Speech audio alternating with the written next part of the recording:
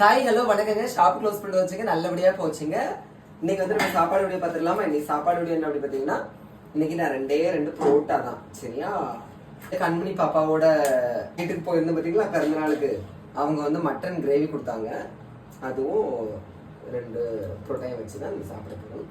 அப்புறம் ஒரு விஷயம், இன்னைக்கு வந்து நம்மளோட ரதி டீச்சர் வந்து வீட்டுக்கு வந்திருந்தாங்க. ரொம்ப சந்தோஷங்க. நிறைய பேர் வந்து அவங்களுக்கு வாழ்த்து சொல்லியிருந்தீங்க. இன்னும் கொஞ்சம் பேர் விமர்சனம் பண்ணியிருந்தாங்க. எல்லாருக்குமே சொல்றது ஒண்ணுதாங்க. சரியா?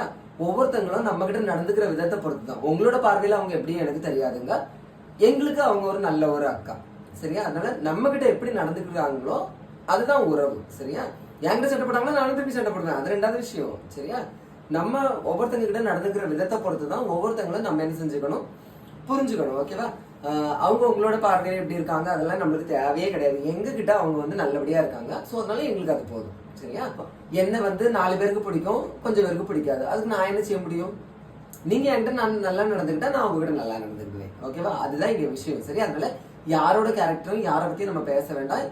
பிரச்சனை இல்லாத ஆட்களே கிடையாது. இப்ப எனக்கும் ஏகப்பட்ட பிரச்சனை இருக்கு, அவங்களுக்கும் 1008 பிரச்சனைகள் இருக்கு. அதுக்காக பார்க்கும்போது சந்திக்கும் போதெல்லாம் பிரச்சனையை பத்தியே பேசிட்டு இருக்க முடியும். அதெல்லாம் விட்டு தள்ளிட்டே இருக்கணும். பிரச்சனைகள் வரதான் செய்யும்.